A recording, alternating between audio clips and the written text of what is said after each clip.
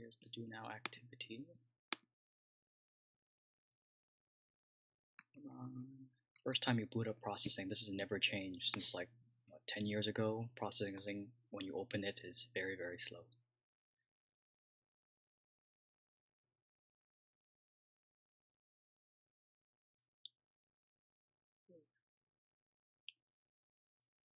Hope you all had a good weekend. You've eaten breakfast, you're warm, you've had a lot of water.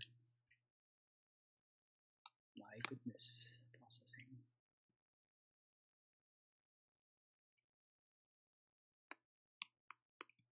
So the plan for today is to go over the last couple of steps of Game of Life, show you a short video relating to the Game of Life, and then the rest of class time will be to review some coding bat problems, like count8 and sum67. Alright, for loop. Let's do the outer loop first. Row int row equals 0, equals 0, row is less than 10, and row plus plus.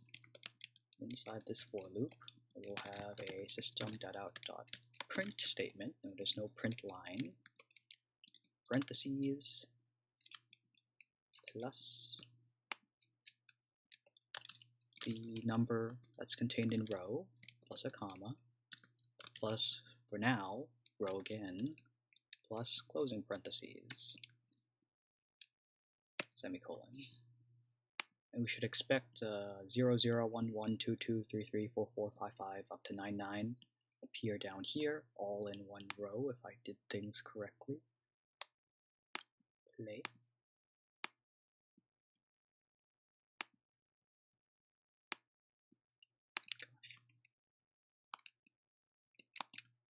No, not that, not processing. Job. Sure, this one. Alright, so we see those 0, 0, 1, 1 all the way up to 9, 9. Great. The special character tab, I think it looks like this, fixes the spacing a bit so it's a bit more readable.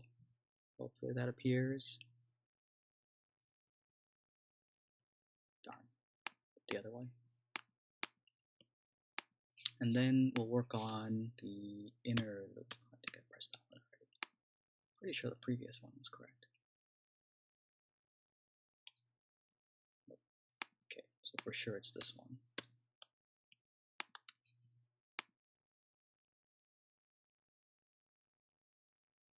Okay, so the formatting, it's tabbed out a bit. Awesome. Now we'll write inside the column loop int call. Okay, inner loop controls number of columns.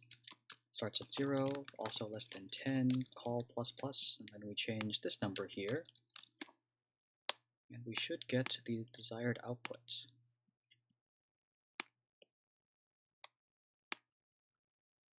Make this fit better. Come on. Play. We should see a grid of coordinates. Almost, right? Except the cutoff point is kind of messed up. Maybe I should not have this tab be here. We should see it all in one line though, because I have forgotten a line of code. Yeah, it all appears in one line. So we need to add in the system.out.print line outside of the inner loop, but inside the outer loop. System.out.print line, like this. And now all the formatting has been fixed. Now we see that grid, that square, that 2 by 2. Ta-da! And it should match the slide. Okay. Later, you'll see if you decide to take college-level programming courses, sometimes your programs are auto-graded, in which case they like all this white space and doing tab and doing comma there, lowercase, uppercase, all these special characters, it needs to exactly match your like program assignment. Otherwise, the autograder counts this as wrong, and there's no wiggle room with some of your higher level programming classes, I guess. So it's nice that we have some time to review some string formatting stuff. Okay, that's our do now. So game of life, I need to go to my replit. We stopped just short of getting it to work.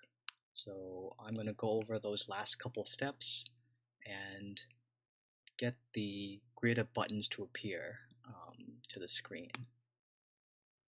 I have already forked the base code in replit, and we kind of stopped with initializing that 2D array of life objects called buttons.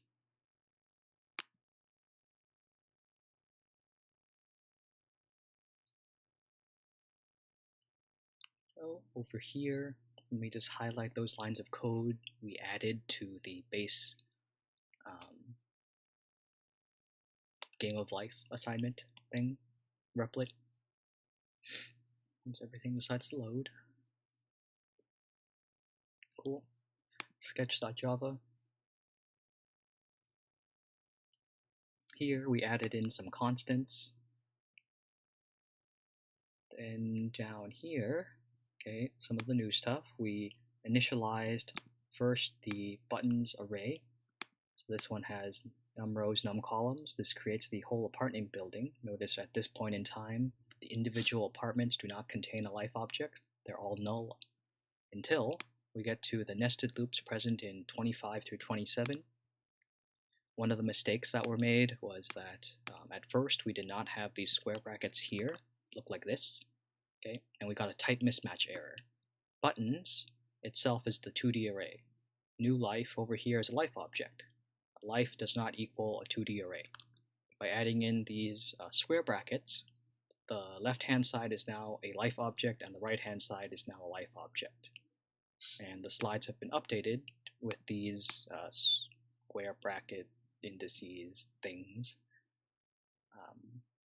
to match this. The step I skipped over for this class was if you scroll down to the life function, inside its constructor, lines 73 and 74 were commented out. You need to uncomment line 73 and 74 in order to get your output to appear. Okay. 73 and 74, width and height must exist. Originally in the starter code, it started off commented.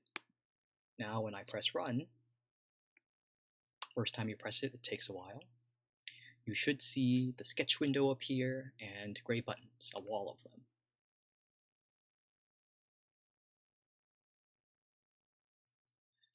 Let Java do its thing. If you have questions, do ask them at this point as we wait.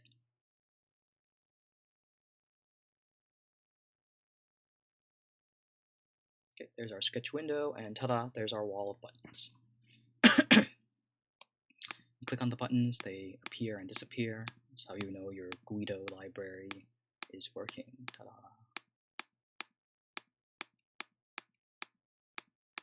Okay. And so I don't get hit with another copyright claim on YouTube, I'm going to pause my recording, and I'll show you this neat little video related to the game of life. Pause my